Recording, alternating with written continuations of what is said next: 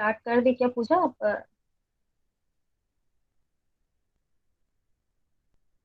जी। है ना? ठीक है। हाँ जी, यस। हाँ हाँ दीदी, स्टार्ट करो, मैंने स्क्रीन प्रेजेंट कर दी है। हाँ हाँ, ओके ओके। ठीक है। ठीक है। तो आज हम यूनिट थर्ड हाँ पढ़ेंगे पूजा, जिसका पूजा नाम है। एडमिट पूजा एडमिट कर लेना, क्योंकि मैं स्क्रीन प्रेजेंट कर रहा हूँ, बार बार मुझे दिक्कत होगी। जी। तो यूनिट थर्ड पढ़ेंगे जिसका नाम है योग उपनिषद। योग उपनिषद तो वैसे 8 है, लेकिन आज हम श्वेताश्वर उपनिषद पढ़ेंगे। श्वेताश्वर उपनिषद, हर उपनिषद के नाम पढ़ने के पीछे कुछ ना कुछ कहानी रहता है, या फिर मुंडक रहता है, या फिर मंत्र से संबंधित रहता है, या फिर प्रश्नों से संबंधित रहता है। वैसे ही इस श्वेताश्वर उपनिषद के नाम के पीछे श्वेताश्वर ऋषि के नाम पर किसी किसी को कुछ पूछना है क्या? किसी का माइक ऑन है?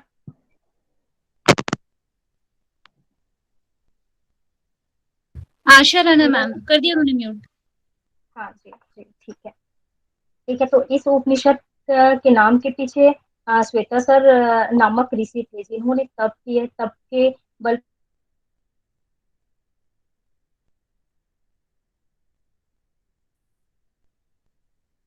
पर जो क्वेश्चन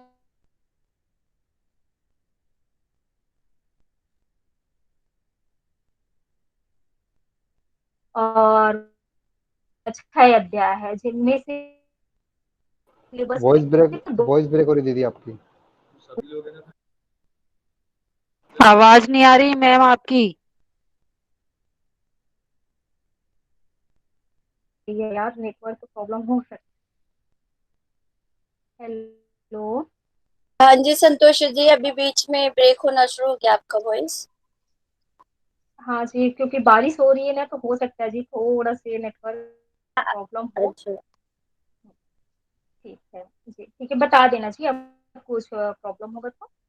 ठीक है, ठीक है। तो इसमें कुल मंत्र 113 मंत्र लिए गए हैं, और इसमें जैसे कि अपना योग दर्शन है, उसको श्लोक सूत्र बोलते हैं, और गीता है और उनमें जो है उनको श्लोक बोलते हैं। और इसमें जितने भी हमारे जो उपनिषद है उनमें जो मिलता है वो मंत्र बोलते हैं। हम जितने भी हमारा वर्णन किया गया है उनको मंत्र कहा गया है। और इनके कुल 6 अध्याय का वर्णन है। और 6 अध्याय में से हमारे जो नेट के सिलेबस में है उसमें 2 ही अध्याय को लिया गया है, और सेकंड है और सिक्स है, ये 2 अध्याय लिया गया है। बाकी को नहीं लिया गया है, तो वो हमारे लिए इतनी इम्पोर्टेंट नहीं है। लेकिन हमारे लिए जो जो सिलेबस में लिया गया हम उतने ही को पढ़े। ठीक है। और हमारे सिलेबस की जो विषय वस्तु है, सेकंड अध्याय में लिया गया है ध्यान योग की विधि और उसका महत्व, ध्यान योग के लिए उपर्युक्त स्थान, प्राणायाम का क्रम और उसकी महत्व, योग सिद्धि के पूर्व लक्षण, योग सिद्धि का महत्व, तत्व ज्ञान। और छठवें अध्याय में है परमेश्वर का स्वरूप और उसकी महिमा, भगवत प्राप्ति के उपाय और मोक्ष की प्राप्ति। इसमें भैया ने मेंशन नहीं किया है, पिछले वाले में किया था, तो इसको मैं बता देती हूँ। ठीक है, इसमें नहीं है। अब इस उपनिषद का, हर उपनिषद स्टार्ट होने से पहले कुछ ना कुछ की विषय वस्तु रहती है। तो इस उपनिषद का विषय है कि जो ऋषि थे यहाँ, जो ऋषिगण थे उनके मन में ब्रह्म जिज्ञासा उत्पन्न होता है। उनको ब्रह्म को जानने की कुछ इच्छाएं उत्पन्न होती है, ब्रह्म विद्या को जानने की। तो ऋषिगण के मन में ब्रह्म को जानने की और सृष्टि के संपूर्ण रहस्य को जानने की इच्छाएं उत्पन्न होती है, कि सृष्टि की उत्पत्ति कैसे हुआ, इसका ये इसका चलाने वाला कौन है और इसका संहार करता कौन है। तो इनके साथ साथ और कुछ मूल प्रश्न थे, जैसे कि सृष्टि का रचयिता ब्रह्मा कौन है और कैसा है। समान रूप से हमारे मन में भी आता है ये बात, कि सृष्टि के जो रचयिता है ब्रह्मा जी, जो कौन है, कैसे दिखते हैं, उनका स्वरूप क्या है। वैसे हम किससे उत्पन्न हुए हैं, किससे जी रहे हैं, किसके आधीन हमारे कार्य हो रहे हैं, सृष्टि की रचना कैसी हुई है, ईश्वर, जीव और प्रकृति क्या है, आदि आदि। इसके सिवा और बहुत सारे प्रश्न थे। तो इन प्रश्नों का उत्तर जानने के लिए ऋषिगण क्या है, समाधि में समस्त हो गए, प्रविष्ट हो गए, और समाधि के माध्यम से इन सभी ज्ञानों को क्या है वो जान गए। और जान गए मतलब वो प्रत्यक्ष कर लिए, और स्वाभाविक रूप से जो हम प्रत्यक्ष करते हैं वो ज्ञान हमारे लिए प्रमाणिक माना गया है। अब इस उपनिषद में, श्वेताश्वर उपनिषद में कुछ मुख्य बिंदु भी कहा गया है। जैसे इस उपनिषद में अनेक विषय पर लिखा गया है, इसकी प्रमुख विषय है, प्रमुख प्रमुख है। ठीक है, पर ब्रह्म का स्वरूप, सृष्टि का रचना, मोक्ष के उपाय, प्राणायाम एवं साधना की विधि, प्रकृति एवं जीवात्मा का स्वरूप, ओमकार साधना, सिद्धि की प्राप्ति, बंधन का स्वरूप, विद्या और अविद्या का स्वरूप, कर्म फल। विद्या और अविद्या का स्वरूप हम कहीं और उपनिषद से इससे पहले पढ़े हैं, आप लोगों में से किसी को याद है क्या? ईशावासु में। हाँ जी, बिल्कुल बिल्कुल। ठीक है, कर्म का फल, कर्म का फल इसमें ये बताया गया है कि हम जैसे कर्म करते हैं वैसे फल प्राप्त होता है। हम अच्छा कर्म करेंगे तो अच्छा फल प्राप्त होगा और बुरा कर्म करेंगे तो बुरा फल प्राप्त होगा। फिर इसके बाद पुनर्जन्म आदि का वर्णन है। ठीक है, फिर इसमें बताया गया है कि परमात्मा तथा गुरु में पूर्ण श्रद्धा रखकर इसको स्वीकार कर लेने मात्र से अनेक भ्रांतियां पर निवारण होता है। मतलब इसमें कहा गया परमात्मा, ईश्वर और गुरु दोनों के ऊपर श्रद्धा रखना चाहिए। उनके ऊपर श्रद्धा जब तक हम नहीं रखेंगे तब तक हमारे अंदर जो भ्रांतियां है, जो हमारे अंदर जो भ्रम है, वो उनका निवारण नहीं हो सकता। नीरज ऊपर कर ले।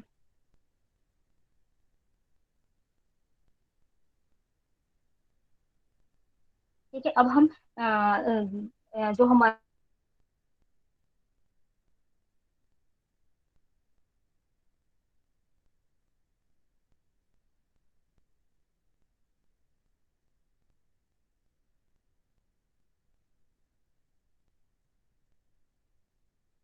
प्रार्थना से दीदी वॉइस ब्रेक बहुत ज्यादा हो रही है आपकी। कार्य करते हैं, सबसे पहले प्रार्थना करते हैं। प्रार्थना बहुत ज्यादा हो रही है। इसमें पॉज हो गए थे दी आप।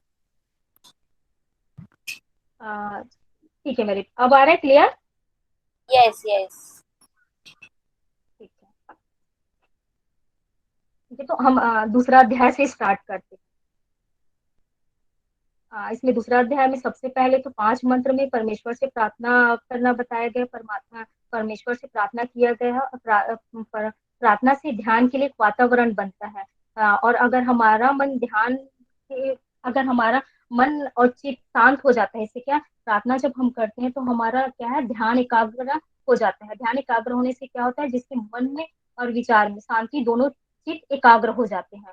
और ईश्वर आप हमारे मन एवं बुद्धि को अपने स्वरूप में लगावे। तो फिर उसके बाद कहा गया, फिर ध्यान में अग्नि की ज्योति का अवलोकन करके पार्थिव पदार्थों से ध्यान को हटाकर उसे हमारी इंद्रियों में स्थापित करें।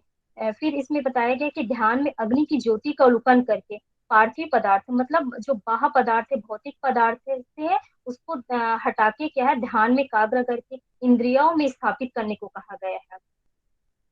फिर है मन और इंद्रियों के अधिष्ठ देवता। यहाँ पे मन और इंद्रिय के अधिष्ठ देवता जो है उनको बताया नहीं गया है।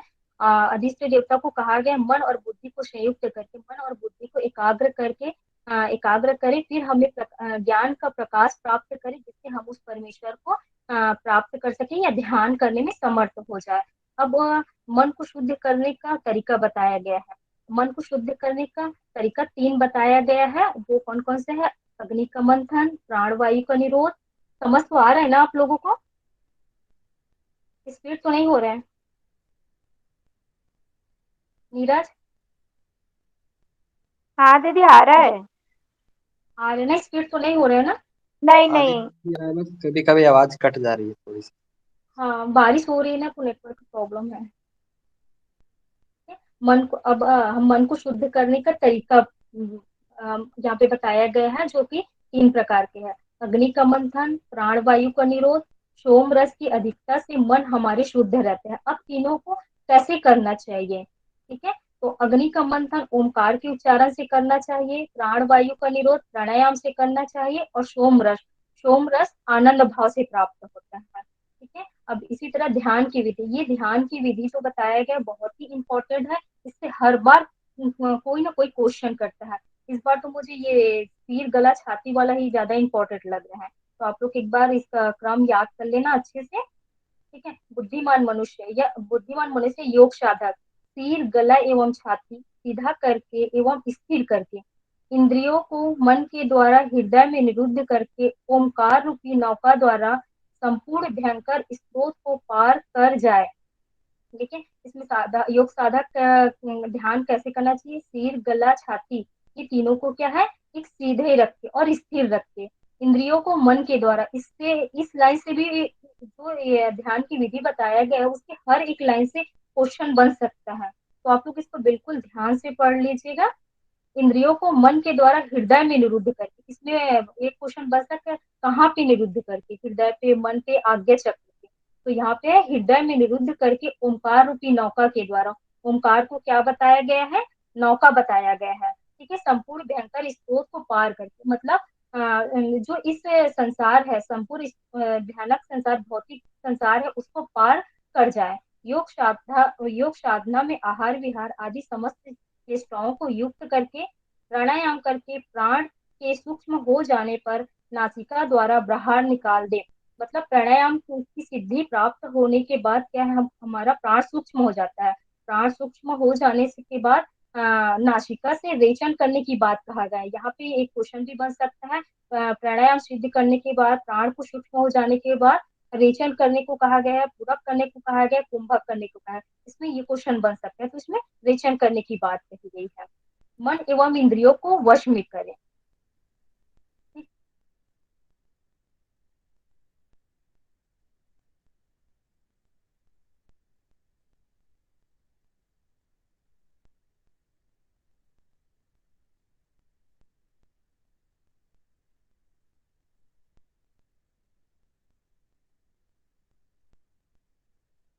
संतोषी दी, आपकी वॉइस नहीं आ रही हम तक। महत्व हो जाता है। अब आ रही अभी है। हाँ जी, अभी आ रही, बीच में पॉज हो गए थे फिर से आप। अच्छा ठीक है, मैं रिटर्न कर देती हूँ। ठीक है, ठीक है। योगाभ्यास का स्थान बताया गया है अब यहाँ से, कि उसके पहले से और समझा दूं। नहीं थी, यहीं से कंटिन्यू कीजिए। ठीक है, ठीक है। योगाभ्यास का स्थान, कोई भी कार्य करने से पहले हमें स्थान का चुनाव करना बहुत ही आवश्यक रहता है, क्योंकि हमारे मेरे जी स्थान का स्क्रीन चुनाव ऊपर ही स्क्रॉल हमारे। करेंगे प्लीज। जी थैंक यू, जी कंटिन्यू। ठीक है। तो स्थान का चुनाव करना बहुत ही आवश्यकता है, क्योंकि हमारे ध्यान अभ्यास की सिद्धि क्या है, स्थान के ऊपर बहुत डिपेंड करता है।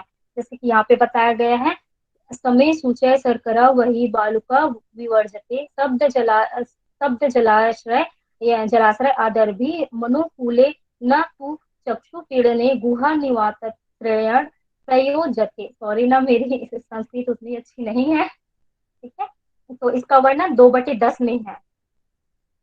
तो स्थान कैसे होना चाहिए, समतल होना चाहिए, शुद्ध होना चाहिए, कंकड़ अग्नि और बालू से रहित, तथा शब्द जल और आश्रय आदि की दृष्टि से सर्वदा अनुकूल, और नेत्रों को पीड़ा न देने वाला, आदि शून्य वायु शून्य स्थान में मन को ध्यान में लगाने का अभ्यास करना चाहिए। हमारा स्थान कैसे होना चाहिए, समतल होना चाहिए, शुद्ध होना चाहिए, किसी भी प्रकार की अशुद्धि नहीं होना चाहिए, जहाँ पे हम बैठ रहे वहां कंकड़ पत्थर ना हो, और अग्नि और बालू से रहित होना चाहिए। शब्द जल और आश्रय, शब्द शब्द से मतलब है शोरगुल नहीं होना चाहिए, क्योंकि अगर शोर होगा तो हम अपना ध्यान लगाने में समर्थ नहीं होंगे। और जल नहीं होना चाहिए, आश्रय आदि की दृष्टि से सर्वदा अनुकूल रहना चाहिए। और नेत्रों को पीड़ा देने वाला न होना चाहिए। नेत्रों को पीड़ा देने से तात्पर्य ये कि नहीं अधिक रोशनी रहना चाहिए, जिससे आपके नेत्र में पीड़ा उत्पन्न हो जाए। तो इस प्रकार से हमारे योगाभ्यास का स्थान होना चाहिए। ठीक है? अब इस उपनिषद में योग की सफलता की कुछ चिन्ह बताए गए हैं, ये भी बहुत इंपॉर्टेंट है। इस बार तो लग रहा है कि यही से क्वेश्चन करेगा, तो आप लोग एक बार इसका क्रम देख लेना अच्छे से। योग की सफलता के चिन्ह, परमात्मा की प्राप्ति के लिए किए जाने वाले योग से सबसे पहले तो पूरा सा सदृश्य दिखाई देता है, धुआं दिखाई देता है, फिर सूर्य दिखाई देता है, फिर वायु, फिर अग्नि, फिर जुगनू, फिर बिजली, स्फटिक मणि और चंद्रमा के समान। ये कुल 9 सफलता के चिन्ह हैं, जो हमें एकदम क्रम से याद रहना चाहिए, क्योंकि एक भी अगर क्रम हमारा यहाँ से डिस्कनेक्ट होता है तो फिर हम कनेक्ट नहीं कर पाएंगे। ठीक है, तो ये योग सफलता के चिन्ह बताए गए हैं। फिर इसके बाद पंच महाभूतों पर विजय बताया गया है, और ऐसे इसका वर्णन मंत्रों पे नहीं किए हैं, लेकिन ये व्याख्याकार ने किया है। पंच महाभूतों पर विजय, ऐसे ही पंच महाभूतों पर विजय हम किसी ग्रंथ में पढ़े हैं? कोई बताएगा ये सेम टू सेम हम कहाँ पे पढ़े हैं? किसी को याद है? स्थूल स्वरूप सूक्ष्म अन्वयार्थवत्व संयमात भूतजयः। हाँ जी बिल्कुल। और कौन सा नंबर का है, क्या है? इसका श्लोक सूत्र नंबर बता देंगे क्या आप? नंबर तो नहीं याद है। हाँ ये 3/44 है। ठीक है, योग दर्शन का। ठीक है, तो ये उतना इम्पोर्टेंट नहीं है, फिर भी व्याख्याकार ने इनका वर्णन किया है। और एक बार मैं ऐसे क्वेश्चन कहीं ना कहीं देखी हूँ कि जो योग सफलता की चिन्ह है बताया गया है वो पंच महाभूतों पर विजय भी। मुझे एकदम परफेक्ट तो याद नहीं है, लेकिन मैं ये पंच महाभूतों पर विजय वाला क्वेश्चन देखी हूँ। तो एक बार आप लोग रीड भी कर लेना, कई बार क्या है व्याख्याकार कभी पूछ लेते हैं। अब योग सिद्धि के जो प्रथम लक्षण है, योग हम जब हमारा योग सिद्ध होता है तो उसके कुछ लक्षण उत्पन्न होते हैं। तो योग सिद्धि के इसमें प्रथम लक्षण बताया गया है। ललुत्वम ललु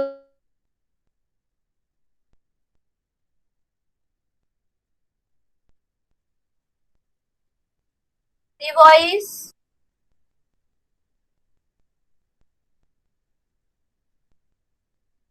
ये आप सुन पा रहे हैं हमें?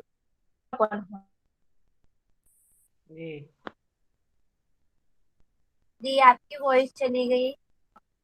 है जो हमारे अंदर दिखाई देता है, जैसे शरीर का हल्कापन, आरोग्यता, विषय शक्ति की निवृत्ति, शारीरिक वर्ण की उज्ज्वलता, सुंदरता, स्वर की मधुरता, शरीर से अच्छी गंध आना, मलमूत्र की कमी, सबको योग की पहली सिद्धि कहा गया। ये जितने भी है उस सबको क्या है, ऐसे योग की पहली सिद्धि कहा गया। ऐसे ही हठ योग ग्रंथ में कहीं पे वर्णन में हठ सिद्धि के लक्षण कहीं पे आप लोग को याद है? किसी को आप बता सकते हैं कौन से ग्रंथ में बताया गया हठ सिद्धि के लक्षण?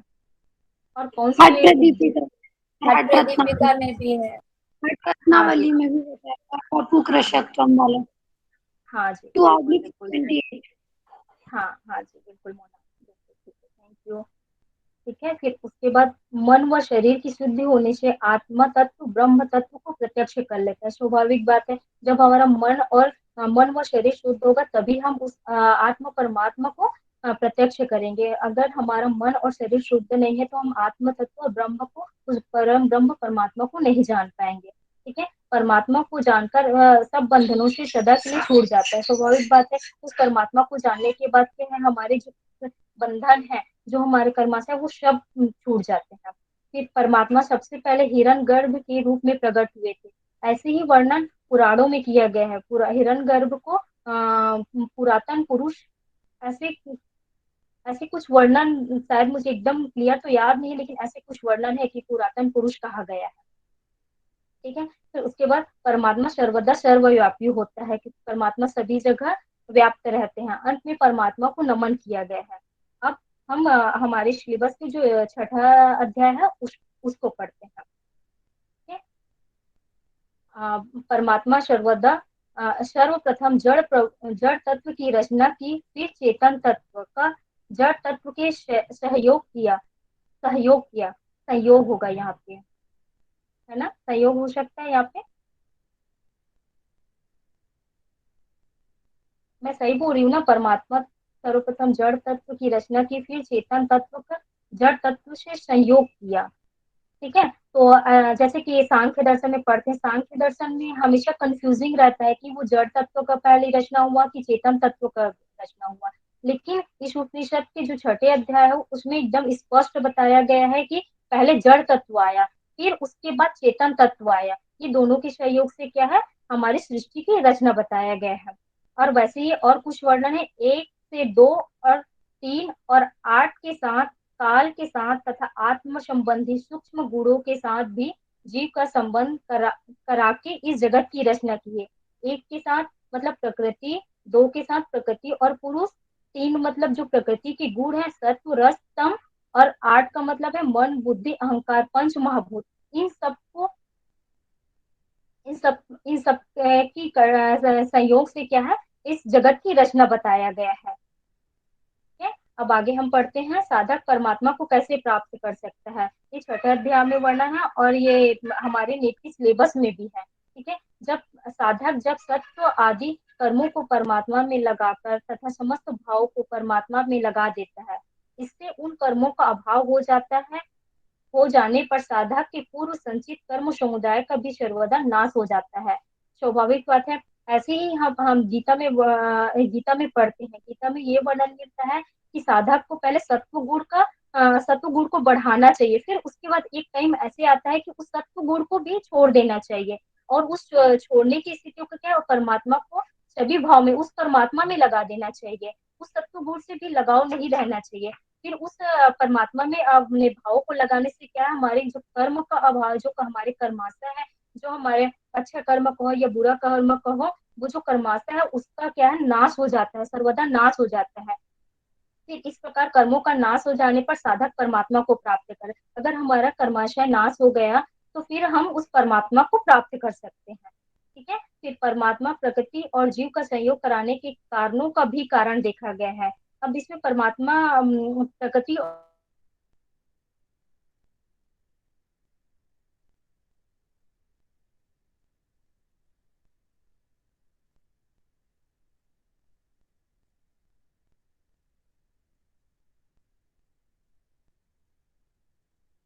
अपने अंतःकरण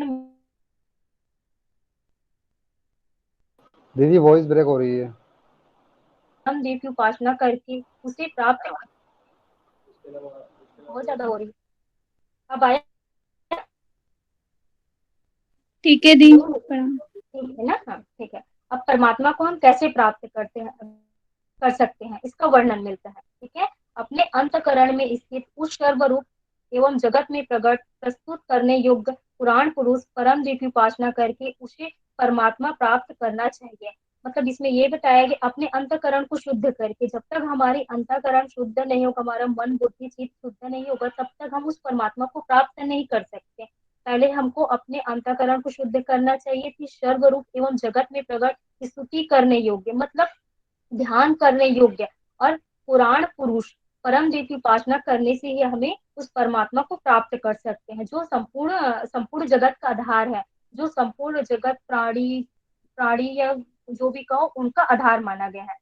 अब परमेश्वर की दिव्य तीन शक्ति बताया गया है, जो कि ज्ञान बल और क्रिया, ये उनकी दिव्य शक्ति बताया गया है। और संसार की रचना का वर्णन यहाँ पे किया गया है। जैसे कि आप लोग भी देखे होंगे कि मकड़ी मकड़ी क्या है, कुछ जाल बुनता है, एक टाइम तक वो जाल बुनता है, उसके बाद क्या करता है, वो उसी पे लपेट जाता है। उसी पे लपेटने से क्या है, वो जैसे मकड़ी जाल बुनता है, जाल बुनने के बाद वो अपने ही जाल पे वो फंस के मृत्यु को प्राप्त कर लेते हैं। वैसे ही परमेश्वर जो है इस सृष्टि का रचना करते हैं। रचना करने के बाद एक टाइम ऐसे आता है, उनको उनको उनको खुद नष्ट कर देते हैं। तो उनके मकड़ी के जाल के समान ही बताया गया है। और फिर अब जो सांख्य सांख्य योग, ये पिछले टाइम क्वेश्चन आया था, बिल्कुल हूबहू ऐसे ही क्वेश्चन आया था, परमात्मा को प्राप्त करने के उपाय।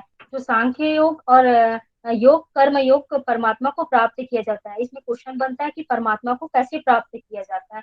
तो इसका आंसर होगा सांख्य योग, योग कर्म योग की उपासना करने से हम परमात्मा को प्राप्त कर सकते हैं। परमात्मा ही ब्रह्म को उत्पन्न करता है और वेदों का ज्ञान प्राप्त करता है। परमात्मा ही, जो परमात्मा है वो क्या है, ब्रह्मा को उत्पन्न करते हैं, फिर उनको वेद का ज्ञान प्राप्त करते हैं। फिर उसके बाद इस उपनिषद में बताया गया है, श्वेताश्वर नामक ऋषि ने तप के प्रभाव से और परमात्मा की कृपा से ब्रह्म ज्ञान को जाना। जो ऋषि है, मतलब इस उपनिषद का नाम पड़ा है श्वेताश्वर, उपनिषद, सॉरी। फिर वही ऋषि श्वेताश्वर नामक ऋषि ने तप किया, फिर उसके प्रभाव से ब्रह्म ज्ञान को जाना और परमात्मा की कृपा से ब्रह्म ज्ञान को जाना। श्वेताश्वर ऋषि ने इस ब्रह्म तत्व ज्ञान को आश्रय के अभिमान से अतीत अधिकारियों को पूर्ण रूप से उपदेश दिया। आश्रम में जो है उन्होंने अभिमान से रहित अभिमान से रहित जो अभिमान से रहित जो अभिमान से रहित जो ऋषिगण थे, उनको उन्होंने इस ब्रह्म ज्ञान को प्राप्त किया, श्वेताश्वर ऋषि।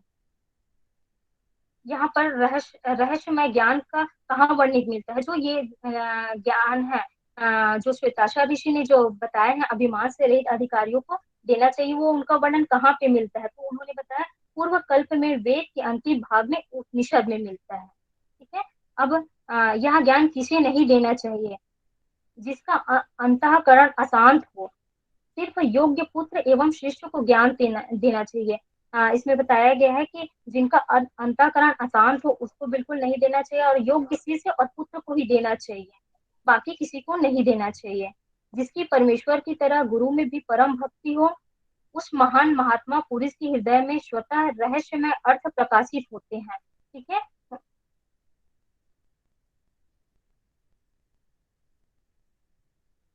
हेलो जी दीदी, आवाज ठीक है आपकी? ठीक है ना? हाँ ठीक है। जिसकी परमेश्वर की तरह गुरु में भी परम भक्ति हो। इसमें बताया गया है जो साधक परमेश्वर की तरह, जिस तरह हम परमेश्वर को मानते हैं उसी तरह क्या गुरु में भी परम भक्ति हो, उस महान पुरुष के हृदय में स्वतः रहस्य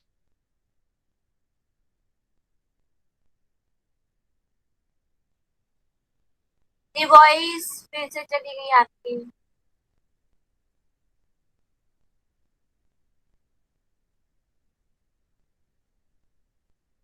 को कुछ पूछ।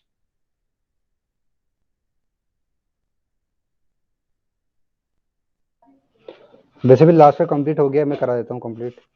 ठीक है। तो लास्ट में क्या बोला है कि यहाँ ज्ञान किसी नहीं देना चाहिए। तो बताया गया है कि जिसका अंतःकरण अशांत हो वो सिर्फ योग्य पुत्र और शिष्य को ज्ञान देना चाहिए। और लास्ट में बोला है जिसकी परमेश्वर की तरह गुरु में भी परम भक्ति हो, उस महान महात्मा पुरुष के हृदय में श्वेता अर्थ प्रकाशित होते हैं। ठीक है। तो ये खत्म होता है आपका उपनिषद। थैंक यू दीदी। आपकी थोड़ी प्रॉब्लम हो रही थी आज, कोई बात नहीं। और देखिए यहाँ पे जो हमारे सफलता के चिन्ह थे, जो भी बताया था कहाँ पे थे हमारे, ये यहाँ पे तो सिंपल भाषा में लिखा हुआ है, पर जैसे कि वो जो उपनिषद में लिखा हुआ है, तो कोरा जो होता है वो होता है निहार, उसको निहार बोलते हैं। धुआं को बोलते हैं धूम ना, सूर्य को बोलते हैं अर्क, वायु को बोलते हैं अनिल, अग्नि को बोलते हैं अनल, और जुगनू को बोलते हैं हमारा खगोत, और बिजली को बोलते हैं विद्युत, और बाकी तो स्फटिक मणि और चंद्रमा है ही सरी। ठीक है। तो आप लोग इसको ध्यान रखें, ये जो इसके दूसरे नाम भी उनको भी याद रखें आप लोग, जैसे कि एक बार बताया था आपको मैं। आप लोग संस्कृत का नाम भी थोड़ा सा याद रख लेना, क्योंकि उससे भी कोरा आप लोग लिख लें आपके पास नहीं हो तो मैं बोल रहा हूँ।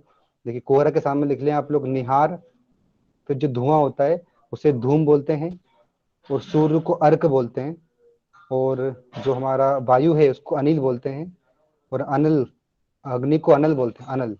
ठीक है। और हमारा जुगनू है खगोत बोलते हैं उसे, खगोत। और हमारा जो बिजली है उसको विद्युत बोलते हैं। बाकी पूरा सेम है। स्फटिक मणि और चंद्रमा को शशि भी बोलते हैं। ठीक है, शशि। तो ये भी आ सकता है, इसका भी तो आप लोग पूछ लीजिए जी।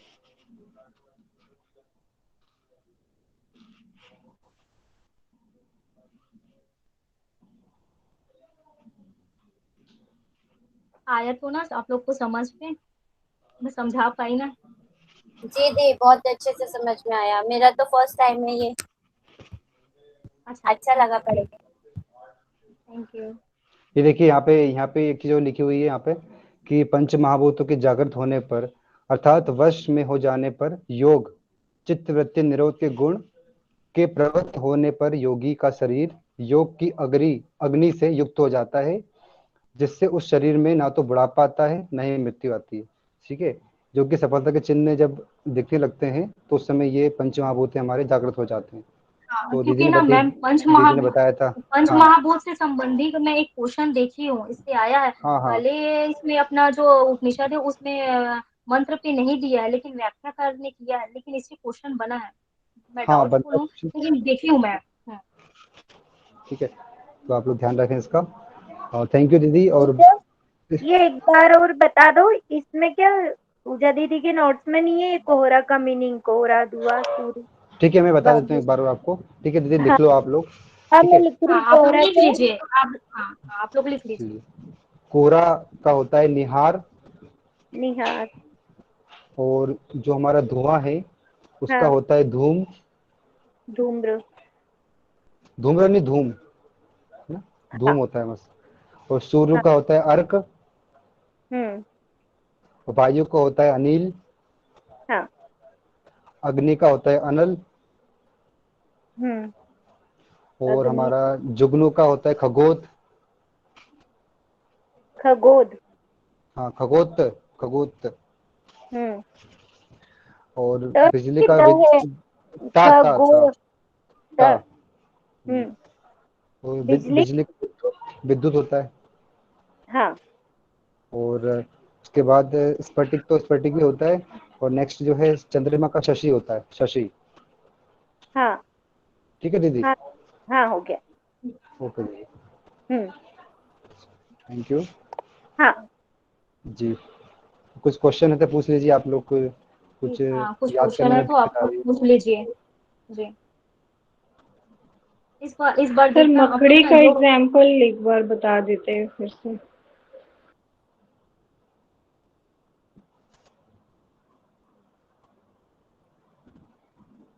देखिए यहाँ पे बताया गया है, जैसे मकड़ी खुद अपने स्वयं के भीतर से ही, मकड़ी को देखा होगा आप सभी ने। मकड़ी क्या करती है, स्वयं के अंदर से जाल निकालती है, जाल से पूरा जाल लाल कर ये देती है। जैसे मकड़ी खुद अपने स्वयं के भीतर से ही तंतु उत्पन्न कर, तंतु मतलब जाल होता है एक तरह से, का जाल का निर्माण करती है। उसी प्रकार परमात्मा संपूर्ण सृष्टि का निर्माण हो हाँ, रहा है। जाल। मतलब परमात्मा जो है संपूर्ण सृष्टि का, उससे जाल फैला हुआ है, उससे निर्माण हुआ है उस जाल के अंदर। तो यहाँ बताया गया है, तो मकड़ी के जाल से इसने संपूर्ण सृष्टि का निर्माण सृष्टि हुआ का है, तो कंपेयर रचना किया करते हैं परमात्मा, लेकिन कुछ टाइम क्या है उसका पालन करते हैं।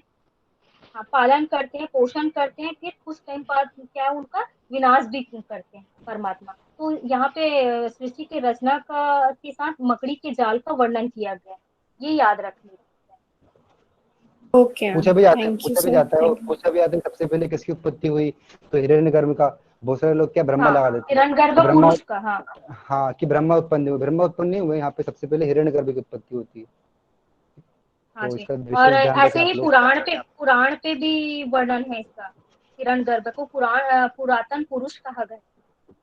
और जैसे बहुत बहुत बार, बहुत सारी जगह आप ये देखिए, यहाँ पे सांख्य, सांख्य मतलब ज्ञान, और योग मतलब कर्म योग। ठीक है, तो बहुत सारे लोग कंफ्यूज होते हैं हाँ, इसमें, तो पूछ लेते हैं तो वो कंफ्यूज हो क्योंकि जाते हैं। ठीक है, तो ये गीता में क्वेश्चन भी इससे पढ़े बनता हैं नहीं ये है। हम लोग। हाँ, हाँ, गीता में भी पढ़े हैं, गीता में भी तो पढ़े यहाँ हैं, कंफ्यूज क्योंकि होते हैं। सांख्य योग को कर्म ज्ञान योग कहा गया है।